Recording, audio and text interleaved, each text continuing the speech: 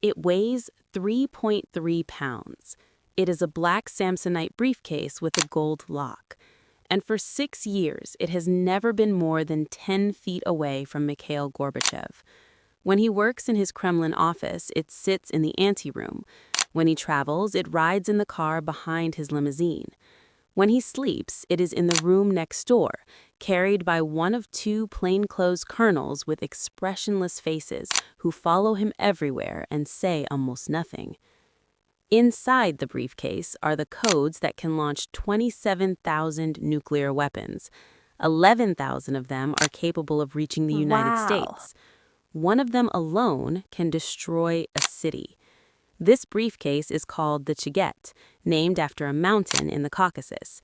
And as long as Mikhail Gorbachev holds it, the Soviet Union is legally a nuclear superpower.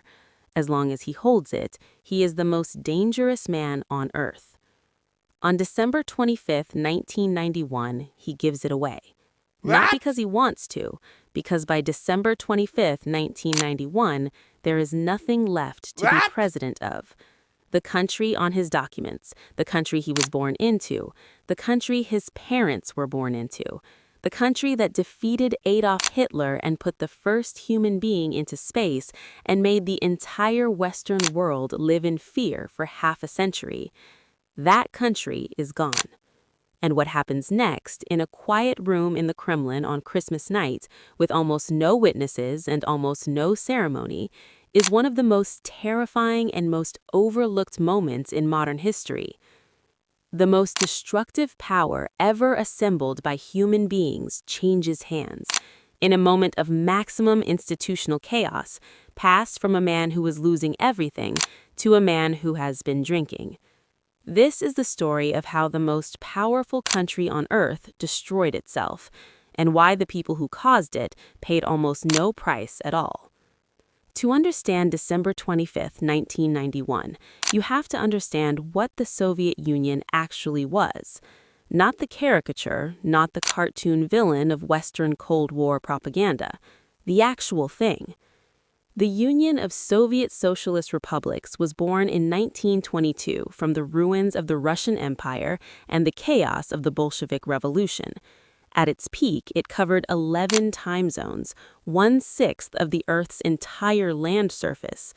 It stretched from the Baltic Sea in the west to the Pacific Ocean in the east, from the Arctic in the north to the borders of Afghanistan in the south. It contained 15 republics and over 100 distinct ethnic groups speaking dozens of languages. It had the largest conventional military force on Earth, the largest nuclear arsenal on Earth, one of the most advanced space programs on Earth. And it provided its citizens with something that the West rarely acknowledged and almost never understood: security. Not freedom, not prosperity in the Western sense, but security. Free healthcare, free education, guaranteed employment, guaranteed housing. The Soviet state was many things, most of them deeply unjust, but it was also a structure, a framework within which ordinary people understood who they were and what their life was going to look like. That structure had costs, enormous costs: political repression, secret police, the gulag, the silencing of dissent, the manufactured famines, the show trials. Tens of millions of lives destroyed or ended by the machinery of Soviet state control.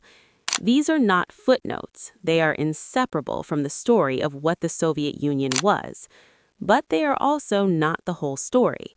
Because when the Soviet Union collapsed, it was not the gulag that ordinary citizens mourned. It was the structure, the certainty, the world that had existed for their entire lives suddenly ceasing to exist overnight. That loss is the emotional center of this story, and it is the loss that nobody in the West bothered to understand until it was too late.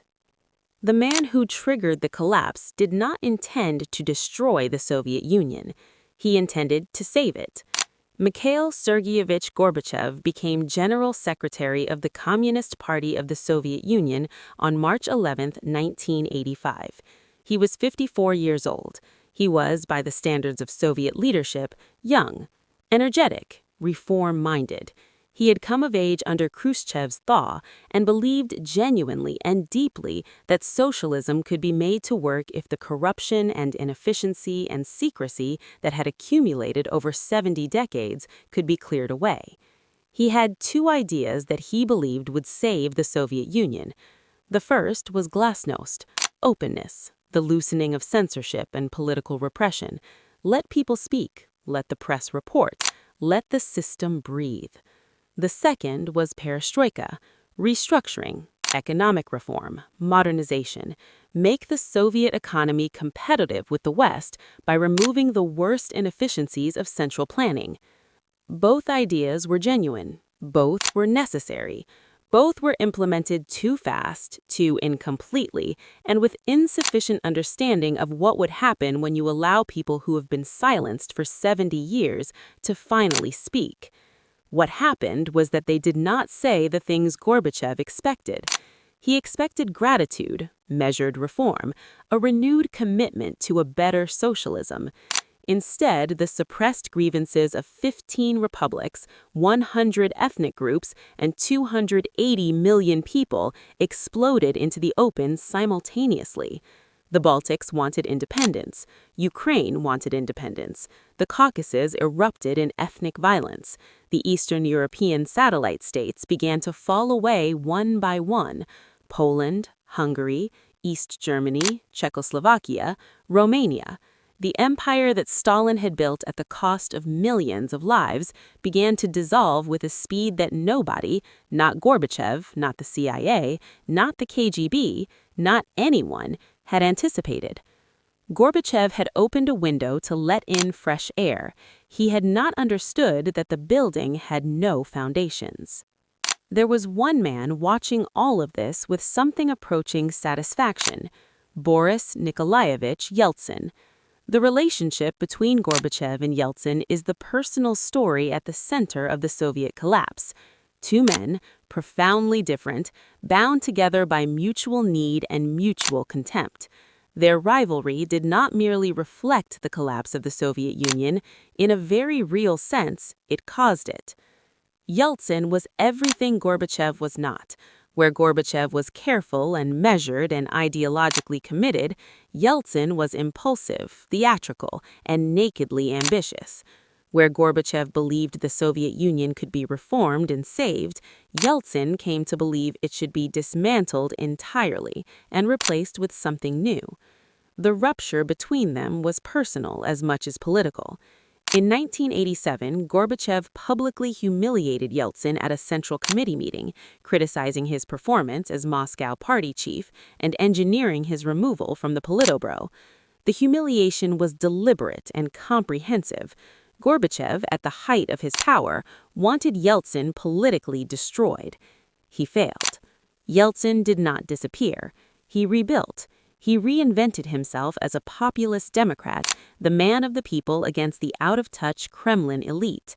In 1991, he became the first democratically elected president of Russia, winning 57% of the popular vote against Gorbachev's preferred candidate, who received 16%. From that moment, the dynamic was reversed. Yeltsin was the president of a dissolving union. Gorbachev was the president of Russia, the largest and most powerful of the Soviet republics, elected by the people rather than appointed by a party. Yeltsin had democratic legitimacy. Gorbachev had only institutional authority over an institution that was ceasing to exist. And Yeltsin had not forgotten 1987. The event that made the collapse inevitable happened not in December 1991, but in August. On the morning of August 19, 1991, Gorbachev was on vacation at his dacha in Foros in Crimea. At 6 a.m., Moscow television interrupted its regular programming to broadcast Tchaikovsky's Swan Lake. Soviet citizens who lived through that era knew immediately what Swan Lake meant. It was what they played when something had gone catastrophically wrong at the top. A group of communist hardliners, including the vice president, the defense minister, the KGB chief, and the prime minister, had staged a coup. They declared that Gorbachev was ill and unable to perform his duties. They announced a state of emergency. Tanks rolled through Moscow, and the Chaget, the nuclear briefcase, disappeared. While Gorbachev was under house arrest in Crimea, his nuclear codes vanished. It is believed that KGB officials loyal to the coup seized the briefcase. For 3 days, the most powerful nuclear arsenal on Earth had no clear legal commander. The officers responsible for the briefcase were split between those supporting the coup and those trying to remain neutral. Nobody was entirely certain who had the authority to order a nuclear strike. For 3 days, the world balanced on the edge of something that cannot be adequately described. The coup failed. Yeltsin rallied the population from atop a tank outside the Russian parliament building in Moscow. The army refused to fire on the crowds. After 3 days, the plotters were arrested and Gorbachev returned to Moscow.